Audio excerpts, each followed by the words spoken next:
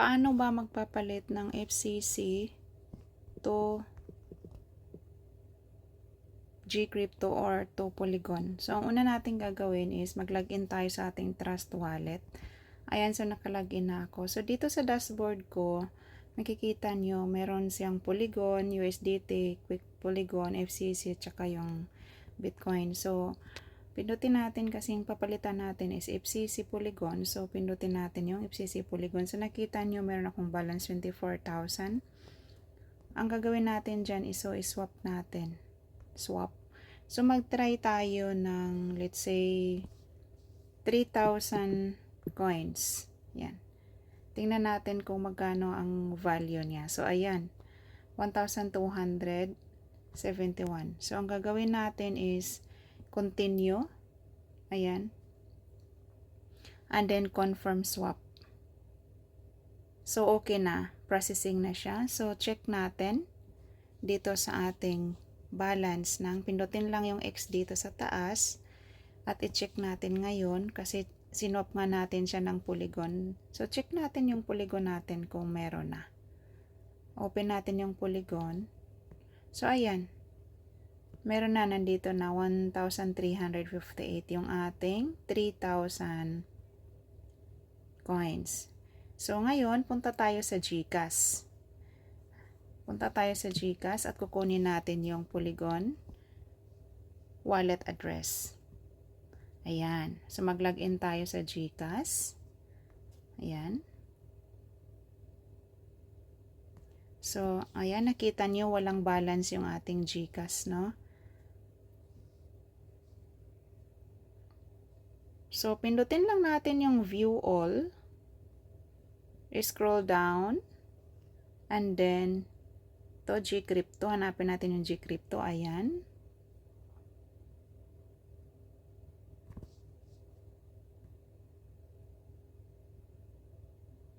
Ayan, initializing. Hintayin lang po natin. Not much longer, just a little bit more. Hintayin lang natin. Ayun. So, meron tayong kaninang inano ko to, no? Yung 100 peso balance sa ating Gcrypto. So, yung ating portfolio value, so wala pang laman yan. So, pindutin natin yung portfolio dito sa right side, sa baba, sa gilid. Ayan.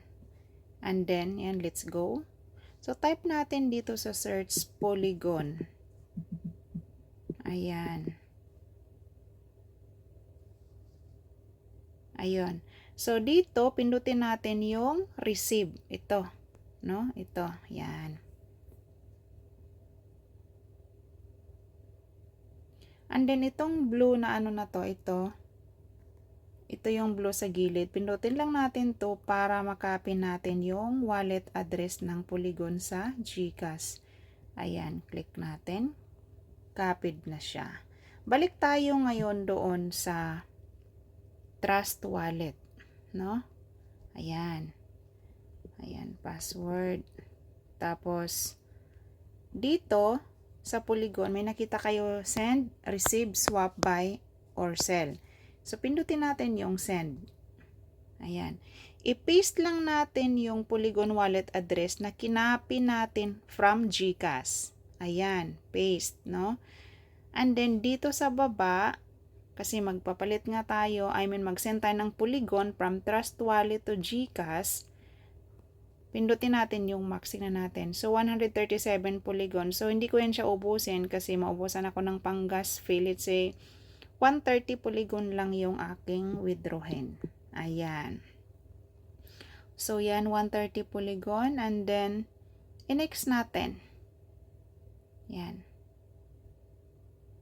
Dito, sa baba ng battery, merong settings. Pindutin lang tong settings na to. Ito. And then, yung minor tip, palitan natin ng, gawin natin 138. Itong max fee, gawin natin, X lang natin, at palitan natin ng 238. Yan. Okay. And then, save. Yan. And then, confirm. Password. Ayun. So, transaction in progress na siya. So, ngayon, balik tayo sa GCash. So, tingnan natin yung history kung nag-post through ba siya. Pending pa, no? So, hintayin natin hanggang mag-complete. Tapos, balik tayo sa GCash.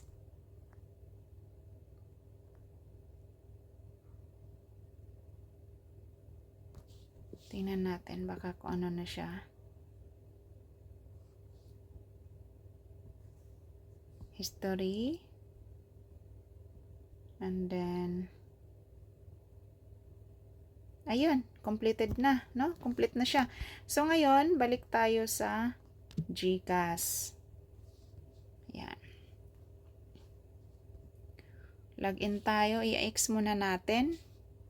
Then, refresh natin, no? So, GCrypto. Open natin ulit yung GCrypto. Ayan.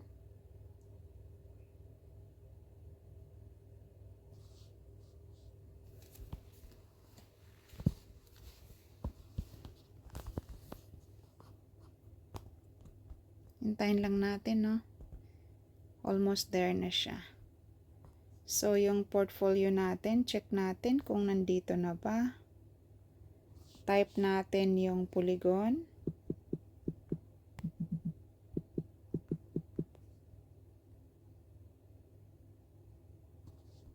So, wala pa. Hintayin lang natin. No, baka na traffic. So, balik tayo ulit sa ano. Tinan-check natin yung balance. So, yan. Wala siyang balance, no? Yan. Mamaya lagyan natin yan ng laman. From GCrypto. So, balik tayo ulit. GCrypto.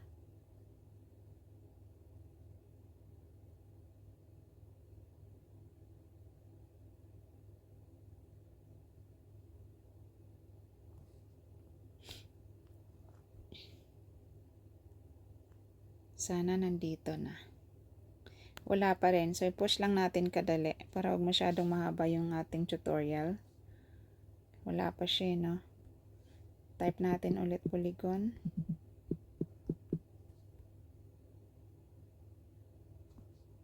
So, wala pa talaga. Push muna natin.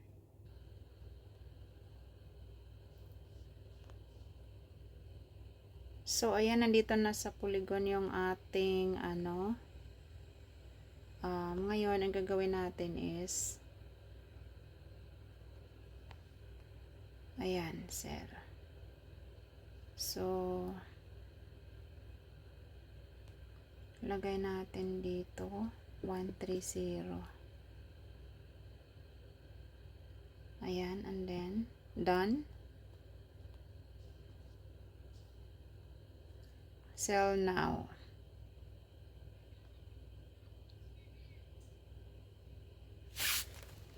Ayun, so, nakita niyo po, ano,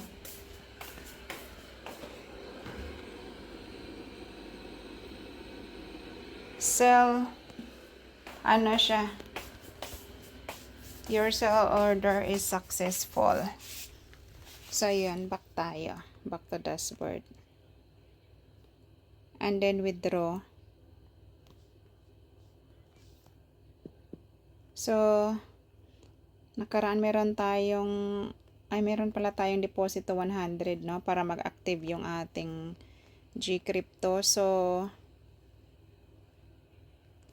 kaya nadagdagan siya ng 100. So, 1,371. Ayan. Continue.